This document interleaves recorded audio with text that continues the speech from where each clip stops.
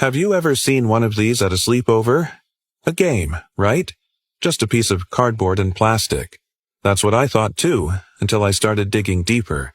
What if I told you that this so-called game has a history far darker and more complex than most people realize? Today, we're uncovering the scary truth about Ouija boards that no one ever talks about. And trust me, after this, you might not look at them the same way again. First off, let's get one thing straight. The Ouija board wasn't some ancient mystical artifact. It was patented in 1890 by a businessman named Elijah Bond. It was marketed as a wonderful talking board, a magical portal to the wise and mysterious. Initially, it was just a parlor game, a fun way to spend an evening. People were fascinated by spiritualism at the time, this idea that you could talk to those who had passed on. The Ouija board capitalized on this perfectly. It was sold in toy stores, right next to Monopoly. But here's where it gets interesting.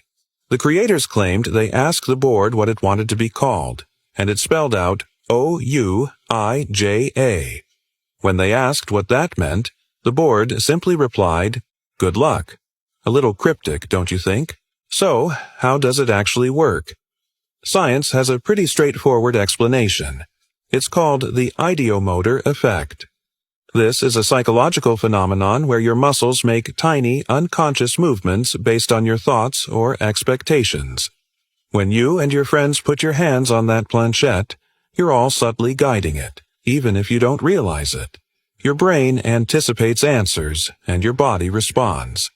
It's the same principle behind things like pendulum dowsing. So, the scary messages spelling out your deepest fears? It's likely just your own subconscious, or your friends, playing tricks on you. That's the scientific take. But that's not the whole story, and it's certainly not where the legends end. The real shift in how we see the Ouija board came from pop culture. Remember the 1973 movie, The Exorcist? That movie single-handedly turned the Ouija board from a curious parlor game into an instrument of pure evil in the public imagination. The film depicted a young girl becoming possessed after using the board, and suddenly, everyone was terrified of it.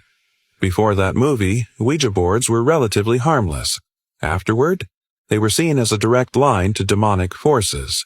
Sales actually skyrocketed after the movie, but the context had completely changed. It wasn't a game anymore. It was a risk, a dare. And this is where the psychological danger really starts to creep in. When you sit down with a Ouija board, you're opening yourself up to suggestion. The room is dark, everyone's a little nervous, and you're all expecting something supernatural to happen. This creates a state of heightened anxiety and suggestibility. It's a psychological principle called a priming effect. You've primed your brain to look for spooky connections and interpret random movements as meaningful messages. If the planchette spells out a warning or something negative, your mind, already in a suggestible state, can latch on to that. This can lead to genuine fear, anxiety, and even paranoia. People have reported hearing noises, having nightmares, and feeling like they're being watched after a session. It's not necessarily a ghost. It's the power of their own mind, convinced by the experience that something is wrong. This is what paranormal investigators call opening a door. Whether you believe it's a literal spiritual door or a psychological one, the effect can be similar. By focusing your energy and intention on communicating with the unknown, you're essentially sending out an invitation. Many paranormal experts, even those who believe in spirits, warn against using Ouija boards for this exact reason. They argue that you have no control over who or what might answer that invitation. You might be hoping to talk to your sweet Grandma Rose, but you could end up attracting negative energies or entities that feed on fear. Think of it like making a phone call to a random number and asking, "Is anyone there?"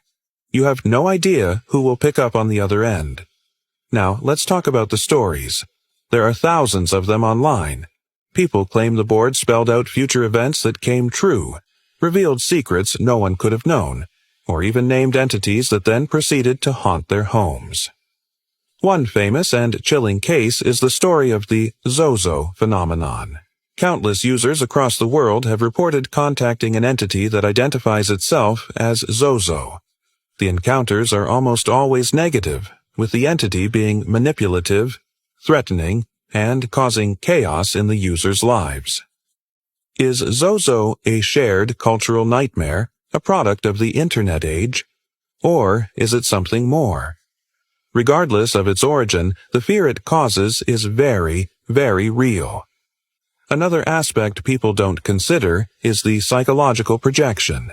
When you ask the board a question, you often already have an answer in mind, even if it's buried in your subconscious.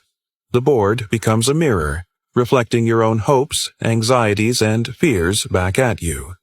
If you're worried about your relationship, you might unconsciously guide the planchette to spell out, "Goodbye." This can become a self-fulfilling prophecy.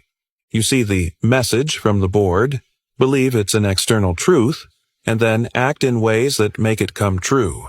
It's a dangerous feedback loop that can have real-world consequences, all stemming from a game.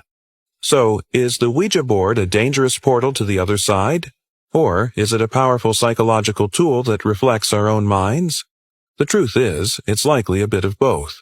The ideomotor effect is real. The power of suggestion is real. The anxiety and fear these sessions can create are absolutely real. And for those who believe in the paranormal, the spiritual risk is also very real. The scary truth no one tells you is that the biggest danger of the Ouija board might not be the spirits it contacts, but the darkness it can unlock within yourself. It taps into our deep-seated fear of the unknown and our desire for answers, and it can twist those things in ways that are genuinely unsettling and psychologically damaging. Ultimately, whether you're a skeptic or a believer, the Ouija board demands respect. It's not just a toy, it's a focal point for powerful psychological and, some would say, spiritual forces. The real scary truth is that by playing, you are tinkering with the delicate wiring of the human mind and belief. And sometimes you can't be sure what you'll switch on. Maybe some doors are best left unopened.